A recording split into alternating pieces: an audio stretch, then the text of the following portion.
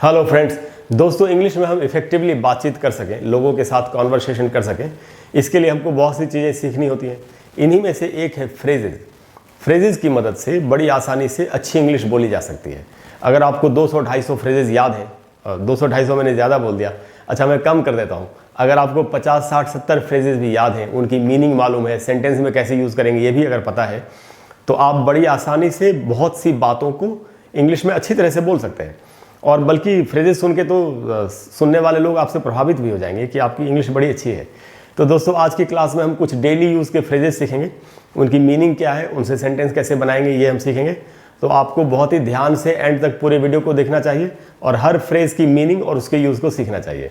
तो हमारी आज की जो क्लास है दोस्तों, उसका नाम है daily use phrases and sentences, कि डेली यूज़ के क्या फ्रेजेज़ हैं, उनसे सेंटेंसेज हम कैसे बनाएंगे, यही आज हम सीखेंगे। तो दोस्तों पहला जो फ्रेज़ है वो है blow somebody away। blow somebody away, somebody का मैंने शॉर्ट फॉर्म लिखा है S और B, इसका मतलब है somebody यानी कोई आदमी, कोई इंसान। तो blow somebody away का मीनिंग होता है दोस्तों किसी को बहुत ज़्यादा प्रभावित कर देना। जैसे अगर आप पार्टी में गए कहीं या शादी में गए या कहीं पर भी गए, वहाँ ऐसा इंसान कोई आपको दिखा जिससे आप बहुत ज़्यादा प्रभावित हो गए, या तो उसकी पर्सनैलिटी से प्रभावित हो गए, उसकी सुंदरता से प्रभावित हो गए। इस प्रकार से जब हम प्रभावित हो जाते हैं किसी से, किसी के ज्ञान से प्रभावित हो जाते हैं, तो वहाँ पर हम ये वाला फ्रेज़ यूज़ कर सकते हैं। और जिस इंसान का आप नाम लेंगे कि उससे मैं प्रभावित हो गया या मैंने उसको प्रभावित कर दिया, उसका नाम समबॉडी की जगह पर आएगा। सेंटेंस के एग्जाम्पल से समझते हैं, इसे जो सेंटेंस बनेगा उससे समझते हैं कि कैसे यूज़ करना है इसको सेंटेंस बनाने में। जैसे आप कहीं गए थे, आपने किसी को देखा तो आप बहुत प्रभावित हो गए, तो आप कह रहे हैं शी ब्लू मी अवे।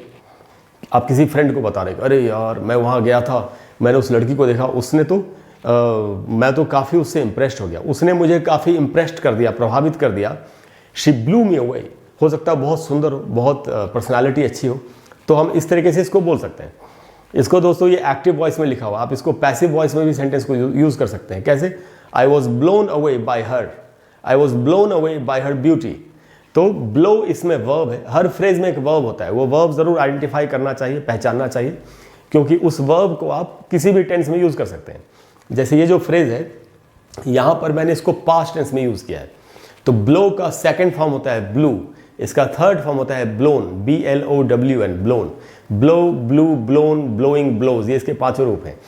तो दोस्तों शी ब्लू मी अवे का मतलब है उसने मुझे बहुत ज़्यादा प्रभावित कर दिया। अच्छा दोस्तों, ब्लो समथिंग अवे भी एक फ्रेज हो सकता है, ये इसी का दूसरा हिस्सा। ब्लो समथिंग अवे, किसी चीज़ को उड़ा देना। तो जो सचमुच में जो बॉम्ब से उड़ा देते हैं ब्लास्ट करके, वो भी इसका एक मीनिंग है। लेकिन इंसानों को भी उड़ा सकते हैं, उड़ा ही देते हैं लोग, तो ये भी मीनिंग हो सकता है। लेकिन जनरली जो मैं आपको मीनिंग बता रहा हूँ वो किसी को प्रभावित करने वाले सेंस में है। तो अब मुझे उम्मीद है कि आप अच्छी तरह से समझ गए कि इसको कहाँ कहाँ यूज़ कर सकते हैं, क्या क्या इसकी मीनिंग है और कैसे हमको बोलना है। कितना ये डेली लाइफ में हम अक्सर बोलते हैं, अरे यार उसने तो मेरा दिमाग ही खराब कर दिया, मेरा तो फ्यूज़ ही उड़ गया, पता नहीं क्या क्या बोलते लोग। अलग अलग प्रकार की चीज़ें के सेंटेंसेस हिंदी में है जो हम यूज़ करते हैं। तो सबके लिए इंग्लिश में वही है, blow somebody away, she blew me away. ठीक है दोस्तों, अगला फ्रेज है हमारा hit the sack. Hit the sack का मीनिंग है दोस्तों जाके सो जाना। जैसे रात को खाना खाने के बाद हम सोने के लिए जाते हैं, तो जैसे गो टू बेड का जो मीनिंग है, go I am going to bed, तो आप बोल सकते हैं I am hitting the sack या I am going to hit the sack. एक एग्जाम्पल बनाया मैंने आपके लिए, वो है it's time to hit the sack. कोई किसी से कह रहा है कि चलो चलो सोने का टाइम हो गया है, सोने का टाइम हो गया है, it's time to hit the sack. जैसे बोल सकते हैं ना, it's time to go to bed, it's time to go to sleep. Go to bed, go to sleep का जो मीनिंग होता है, सेम मीनिंग है हिट द सैक का। तो जब भी सोने के बारे में बात करनी हो तो हम बोल सकते हैं I want to hit the sack. आप मान लेते हैं आपको नींद आ रही है, you know I want to go to bed, I want to go to sleep, I want to hit the sack. तो हिट द सैक का मीनिंग है दोस्तों सोने के लिए जाना। उसके बाद दोस्तों तीसरा फ्रेज हमारे पास वो है अकीलीज हील। अकीलीज हील ये थोड़ा सा अच्छी इंग्लिश है। अकीलीज हील का मीनिंग होता है, मैं पहले आपको मीनिंग बताता हूँ। इसका मीनिंग होता है जैसे कोई भी इंसान है, बहुत ही ताकतवर है, सब कुछ ठीक है, लेकिन एक कोई वीक पॉइंट है, उसका कमज़ोर पॉइंट है। और आदमी कहता है अरे यार पता है मेरा तो सब कुछ ठीक ही है, बस यही कमज़ोरी है, अगर ये भी ठीक हो जाती तो मेरा सब कुछ अच्छा हो जाता है, ऐसे हम बोलते हैं। वही इसका मीनिंग है, वीक पॉइंट जो है हमारा, बल्कि वीकेस्ट पॉइंट कहना चाहिए। जो सबसे कमज़ोर पार्ट है किसी का, जो सबसे कमज़ोर हिस्सा है, उसके लिए इसको इस्तेमाल करेंगे। आप इसकी हिस्ट्री अगर जानना चाहते हैं तो ये ग्रीक मिथोलॉजी में है कि जो ट्रॉय जो शहर था, वहाँ पर ये लड़ाई हुई थी ट्रॉय की, ट्रोजन हॉर्स को अंदर ले गए थे छुपा के, और अकीली एक बहुत बड़ा योद्धा था, बहुत ताकतवर। अकीली एक्चुअली एक इंसान का नाम था, तो काफ़ी ताकतवर था। उसने कई सारे युद्ध जीते, कई सारी लड़ाइयाँ जीती, लेकिन उसके पैरों में, टखनों में, जो टखने थे उसके पैरों के, वो काफ़ी कमज़ोर थे। तो उसको वहीं पे तीर मार के किसी ने मारा था जान से, तो इसीलिए उससे फ्रेज बन गया अकीलीज़ हील। तो कि अकीली के हील यानी कि सबसे कमज़ोर कड़ी, सबसे कमज़ोर नस, सबसे कमज़ोर पॉइंट किसी का, ये इसका मीनिंग है। एक एग्जाम्पल लिखा दोस्तों, एक स्टूडेंट जो इंग्लिश सीख रहा है, अभी उसको इंग्लिश नहीं आती और वो किसी को बता रहा है कि इंग्लिश नहीं बोलना, इंग्लिश नहीं आना ही मेरी सबसे बड़ी कमज़ोरी है, तो वो कह सकता है इंग्लिश कम्युनिकेशन यानी इंग्लिश में बातचीत is my Achilles heel. English communication ही मेरी सबसे बड़ी कमज़ोरी है, यानी मैं इंग्लिश में कम्युनिकेशन ठीक से नहीं कर पाता। तो आप समझ गए इसको कैसे यूज़ करना है। तो इस प्रकार से जो भी हमारी कमज़ोर चीज़ हो, कमज़ोर कड़ी हो, कमज़ोर नस हो, कमज़ोर पॉइंट हो, उसके लिए हम अकीलीज़ हील का इस्तेमाल कर सकते हैं। किसी और के लिए भी आप बोल सकते हैं, जैसे आप बोल सकते हैं computer programming is his Achilles heel. वो कंप्यूटर प्रोग्रामिंग नहीं कर सकता, उसके लिए बहुत मुश्किल है, उसका सबसे कमज़ोर पॉइंट वही है। तो इस तरह से इसको यूज़ करेंगे। उसके बाद दोस्तों पिच इन। पिच इन का मतलब होता है जैसे अगर कोई भी काम चल रहा है तो उसमें जाके अपना कंट्रीब्यूशन देना, अपना योगदान देना, हाथ बटाना। हिंदी में तो बड़ा अच्छा फ्रेज है इसके लिए, हाथ बटाना। तो इसका वही मीनिंग है दोस्तों, काम में हाथ बटाना। किसी भी चीज़ में, कोई प्रोजेक्ट ही चल रहा है, कि कोई डोनेशन का प्रोजेक्ट चल रहा है, कोई प्लांटेशन का प्रोजेक्ट चल रहा है, उसमें आप कह रहे हैं सबसे कि चलो सब लोग मिलकर इसमें हाथ बटाते हैं, सब लोग मिलकर इस काम को करते हैं। जब भी ये सेंस हो कि सब लोग मिलकर करते हैं, सब मिलकर हाथ बटाते हैं, तब हमको ये वाला फ्रेज यूज़ करना चाहिए। एक सेंटेंस बनाया मैंने आपके लिए, everybody has to pitch in. कोई किसी से कह रहा है कि हर किसी को इसमें काम करने की ज़रूरत है, हर किसी को अपना योगदान करना चाहिए, हर किसी को हाथ बटाना चाहिए। Everybody has to pitch in. या किसी ने कहा लेट्स ऑल पिच इन, चलो सब लोग मिलकर काम करते हैं, सब लोग मिलकर हाथ बटाते हैं, सब लोग मिलकर योगदान देते हैं। लेट्स ऑल पिच इन। तो आप समझ गए इसका क्या मीनिंग, कैसे यूज़ करेंगे। उसके बाद दोस्तों हमारे पास नॉट अमाउंट टू एनीथिंग। ये मैंने जानबूझ के लिखा क्योंकि ये वाली इंग्लिश थोड़ा सा कम बोलते हैं हम लोग। इसका मीनिंग क्या है पहले मैं आपको ये बता देता हूँ। इसका मीनिंग है जैसे कोई रिजल्ट हासिल नहीं कर पाना, कुछ नहीं बन पाना लाइफ में। जैसे अक्सर हमारे देश में ये थोड़ा इस तरीके से बोलने का रिवाज है। पेरेंट्स भी बोल देते हैं बच्चों को नाराज़ होकर, और टीचर्स भी बोलते हैं कभी कभी, तुम कभी कुछ नहीं कर पाओगे, ऐसे बोलते हैं ना। वैसे ऐसे किसी को बोलना नहीं चाहिए, हम भगवान थोड़ी है, हमको क्या मालूम कौन क्या करेगा।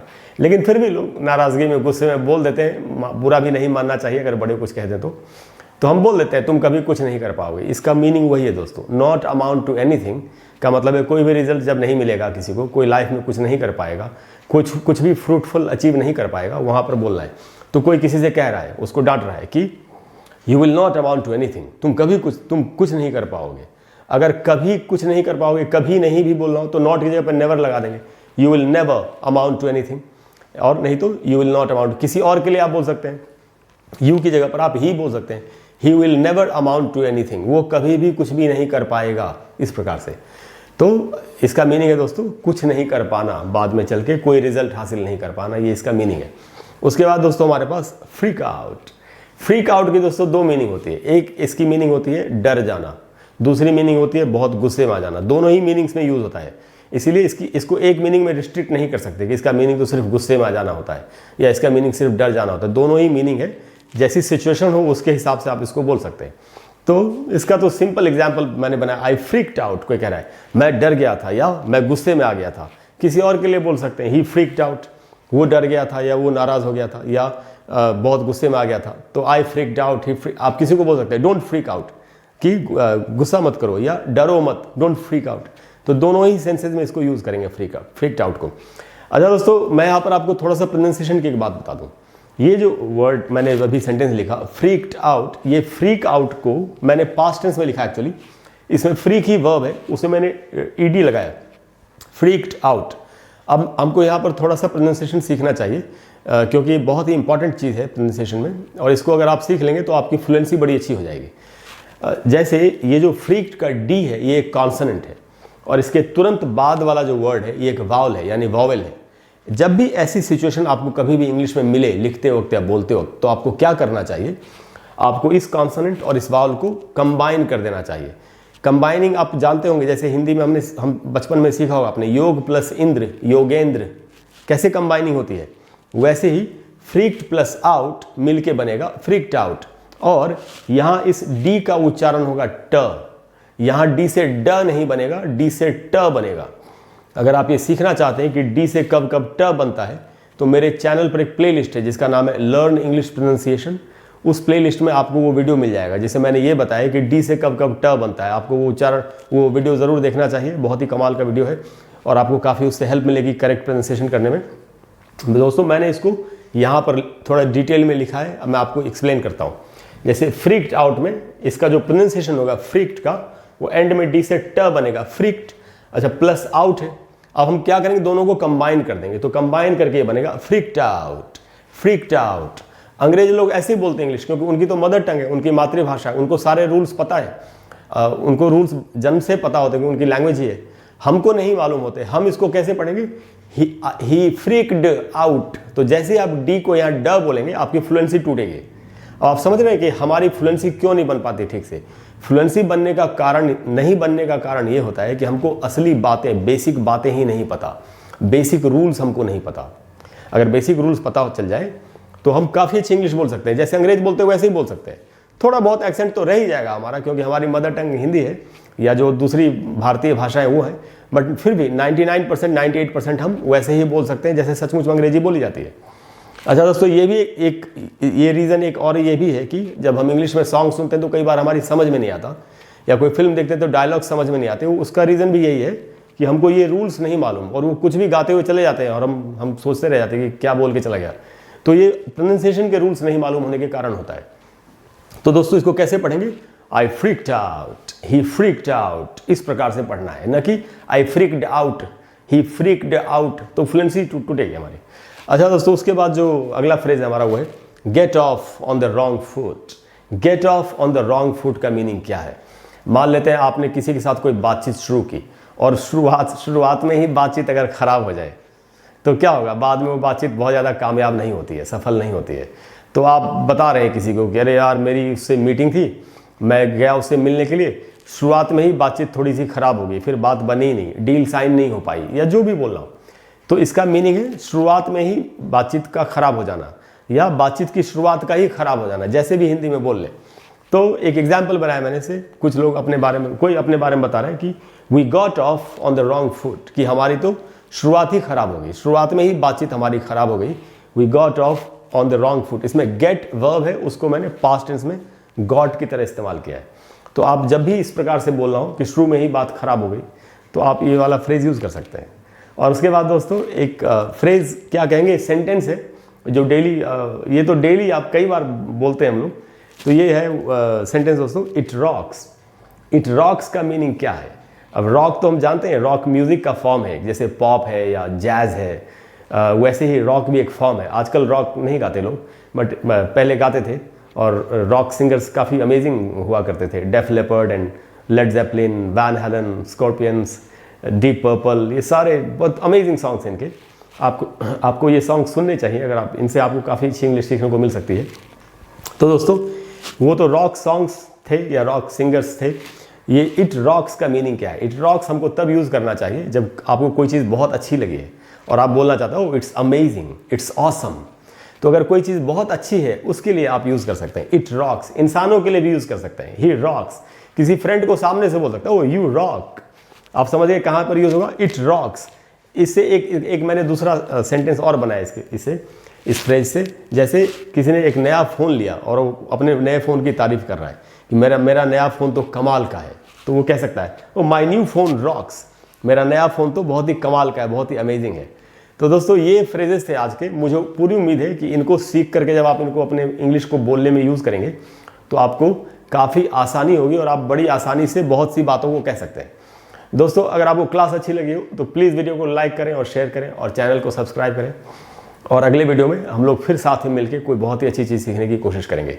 इसके अलावा दोस्तों अगर कोई भी ऐसा टॉपिक है जिस पर आप चाहते हैं कि मैं आपके लिए एक वीडियो बना करके दे दूं, और अगर मुझे लगेगा कि वो टॉपिक बहुत सारे लोगों को फ़ायदा पहुंचाएगा, तो मैं उस पर आपको एक वीडियो बना करके दूंगा ज़रूर। Thank you very much. I will see you soon. Bye bye.